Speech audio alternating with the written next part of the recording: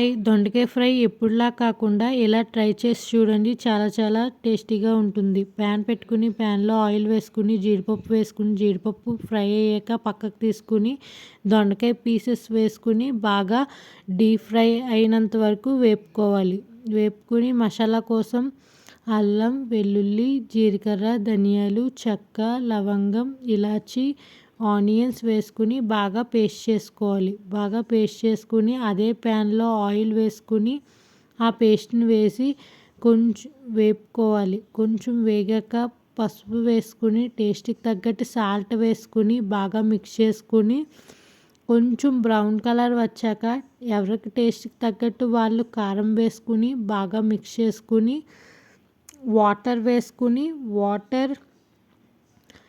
వేసుకుని దొండకాయ ముందుగా ఫ్రై చేసుకున్న పీసెస్ని వేసుకుని బాగా మిక్స్ చేసుకోవాలి. దగ్గరకు వచ్చాక కొత్తిమీర జల్లుకుంటే టేస్టీగా దొండకాయ fry ready. Please subscribe to you మహా.